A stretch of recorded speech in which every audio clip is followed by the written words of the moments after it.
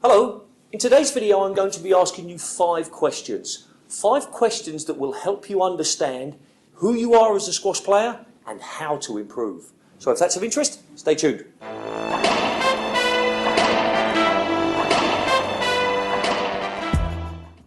Okay, so as I said in the introduction, 5 questions. Now, these questions are to be asked in the first person, and I haven't written them like this because I didn't want to write them out. So these are just notes, so you'll need to sort of listen to each one. So let's start with the first one, but before I do that, let me just tell you that they're not necessarily in the order of most importance. Different players will find different questions more important. Hopefully all of them will be interesting to you, but some will be more useful than others.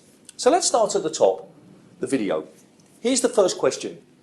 When was the last time you saw yourself on a video? When was the last time you saw yourself play?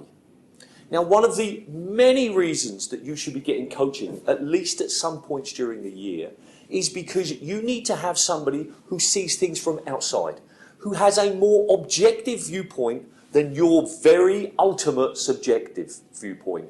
You are the ultimate subjectivity here. You can't see what's happening. And just like the first time you hear yourself on a video or a recording and you hear yourself speak and you say, my God, do I sound like that? The first time you watch yourself play squash will be, oh my God, is that me? Do I really look like that? Do I play like that? I thought I moved like a ballerina, not like a bull. Excuse me. Okay, so maybe that's an exaggeration, but what will happen is when you watch yourself, you'll begin to realise a lot more about your game than you could ever without seeing yourself. Now, the question that's probably on your mind at the moment is, but Philip, I'm not a coach, I'm not an analyst. You're right, you're not. But you're not expected to record everything at 120 frames a second and slow it down. You're not necessarily doing this activity to look at the technical aspect. You're looking for the overall view, the general idea of how you move, what shots you play. It can be a real shock to your system to see yourself hitting too many boasts or missing opportunities. No matter how many times somebody says to you, play the drop when he hits that high boast, you say, yeah, okay. And then you come to the game and you hit it to the back. Seeing yourself missing opportunities, seeing yourself making wrong choices, seeing yourself do good things. It's not only about the bad things, but seeing yourself will really open your eyes to who you are as a player. Now, 20 years ago, it would have been quite difficult for you to record yourself. But nowadays, everybody's got a smartphone. Or, in fact, the camera that I'm using is like a $75, £75 Kodak. It's like a sports camera. I mean, what I'm trying to say is that everybody's got an access to a phone nowadays, or some camera. Now, one of these, which is a wide-angle lens, this cost me about €2 from a Chinese website, and I'm sure you can buy them on the high street or in one of the dollar stores or the pound shops, and you can get something similar. It sticks onto the back of the camera and it opens up the view. Now, if I could reach, I'd sort of show you a quick change. But this makes it possible for you to put the camera at the front of the court and for you to view all of the back court. When the ball gets right to the front, you can't see that, but maybe you could put it at the back, right down in the middle by the door, or maybe you can have somebody hold it. But having a wide-angle lens makes a huge difference, and they're not expensive, that's the point. Next thing is one of these little tripods. I don't use mine because mine's on a special, like a stand, a special tripod, so I use the little stand that comes with that. But if you want to, this cost me, again, a couple of dollars, and this allows you to put it on the ground if you're not comfortable. Now, I'm sure you're worried about hitting the ball, but if you're that worried about hitting the ball, then you shouldn't be videoing it. Of course not. I mean, phones and cameras can be expensive. But the chances of you hitting the camera are quite small. I have done it, but even a direct hit, it's unlikely to break your camera. But one of these disclaimers, if you do break your camera, don't come running to me. I warned you. Anyway, so that's the first question. Have you videoed yourself? If not, why not? If you haven't, do it. If you've done it, but it was a long time ago, do it again. And if you did it yesterday, do it today. You cannot, okay, maybe you can watch it too much, but you should video yourself. That's the first one. Number 2, objectives. Now, I will be making a video about goal setting in the future. But you need objectives. I'm going to refer to my notes here. I mean, simple question would be, what are your squash objectives? And in the sense of, what's your squash objective this year? Where do you want to be? What about this month? What training are you going to be doing this month? What about this week? What about today? Setting small but attainable, simple goals will make a huge difference. Now, you might find that difficult, and I understand that. But maybe today you say, I'm going to do a flexibility session. That's my goal today. That's my objective. Now, I think objectives are hugely important. I think I've written about this before, but imagine I gave you a dart. Maybe I made a video, and if I have, I'm kind of apologising, but not really, because you need to hear it again. If I gave you a dart and I said, throw it against the wall, where's it going to go? Well, it's going to go against the wall. If I gave you another dart and said, throw it, where's it going to go? Somewhere else. If I put a little mark on the wall, and I said, hit that mark, and I gave you 3 darts, you're going to get close. Everything you do should have a very clear, concise objective. Because if it's not, whatever happens is more luck. Sure, you go onto a match and say, my objective is to win. Well, I'm not sure that that's the best objective, but at least it's an objective. Okay? Now, if you've watched any of my other videos, you'll know my mantra. And my third mantra is, hit every shot with intention. So when I talk about objectives, I'm talking about to the smallest detail. Not so much that it clouds your judgment, but what it does is, if you're not very clear about what you want to do when you hit the ball, anything you do will be luck. Let that sink in. Understand that. If you just hit the ball and it hits a nick, that's a luck. Okay, maybe you're lucky, and that's good, I'm happy for you. But if you're trying to get the ball into the back, and it happens, then you've achieved your objective. And part of the reason that you achieved your objective is because you had an objective. So I need you to ask yourself, what are my objectives? Now, that's not to say that you have to say, I'm going to be world champion, I'm going to be world number 1, I'm going to be club number 1. I'm not saying you have to have ambitions beyond you. I'm not saying that. I'm saying that you have to have realistic ambitions, because otherwise you won't have a reason to work hard. Okay? So think about those things. Maybe you just want to get up to the next box in the league. Maybe you want to beat a particular person. Whatever those objectives are, I'm happy for you. But set them. Think about them. Make sure you plan them. Physical, technical, mental. I believe that as a squash player, we are made up of those 3 things. I like to think in 3s, so my mantra is like 3 parts. Physical, technical, mental. They are all interlinked. You cannot have one without the other. There's no doubt about that, but they are separate enough for you to work on them. And the question is, which is your weakest element? Because whatever your weakest element is, that's the one you should be working on. Okay? Now, physical, of course, means your fitness, your health, your diet, warming up, your agility, your flexibility, your endurance, your strength, your power, all of those physical things. Technical is about how you swing, how you move, how you hit the ball. And those things are obviously related to physical. If you can't get to the ball, you can't hit it. If you've got a bad shoulder because it's not strong enough, you can't get the correct technique. I understand that they're all interlinked, but they're separate enough for you to focus on. The mental, actually maybe the mental is the biggest one. That includes all the elements of sports psychology. Preparing for the match, managing your nervousness, focusing on the right things. But it also includes the very specific things for squash. Shot selection, tactics, game plan.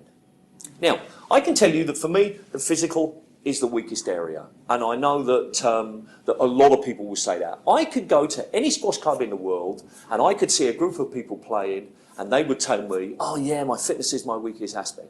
But if I watched them play, I'd probably see them make the wrong choices with bad technique. And changing either of those, they'd probably win a lot more matches than just being fitter. Regular readers will know that I don't consider myself an expert on anything, but it's definitely not an expert on fitness. But I will tell you that I think as a community, we focus too much on the fitness aspect. And yes, of course, squash is one of the most physically demanding sports in the world. And being very fit is integral to being the best you are. But many times, if we were to sort of make a chart, I don't have time or space to do it now, we'd find that most people have got weaker mentality or weaker technical aspects than they do their fitness. And that's something that you need to try and do, which comes back to this video.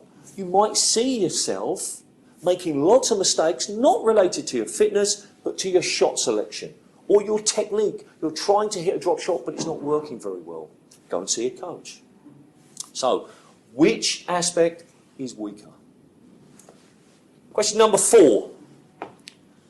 When was the best you've ever played? Think about that. Sit down in a quiet space and think about the best that you've ever played. Why? What was it that you used, what criteria you used to decide if you played the best? Was it because you won against somebody that you'd never beaten before? In my case, it was because I had a very clear objective. I like to use my anecdotes because people, you know, it's relatable. I played a namesake. His name was Duncan Marlowe. We were pretty much the same level. It was in a tournament, a graded tournament. I can't remember exactly where or when, but we played. And I decided for this particular day, I'd been working on my straight drives, so I was really going to keep the ball straight. I could go short, I could hit cross courts and post, but 95% of my squash was going to be straight. And I stuck to that plan, and I played probably the best I've ever played for the level I had. As I got better, I played better, but I felt that that day I got the most out of me, whereas other days I was maybe better, but I didn't get the most out of me. I won, but that was kind of like secondary. So I'm asking you to think about the time that you played the best. What was it that made you say, I played the best? And it's important to do that because maybe then you can start to recreate it. Was it that you prepared properly? Was it that because you were a little bit nervous? Was it because you were angry at your opponent? Did you play a first game and you didn't get a let, so you got a little bit angry with the ref and suddenly you had a little bit more, your mojo was back. Whatever that reason, try to recreate it.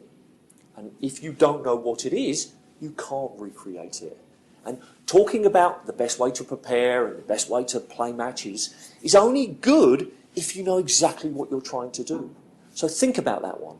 I know that for me, when I play my best, I probably limit my shots. That would be one way of encapsulating how I played my best.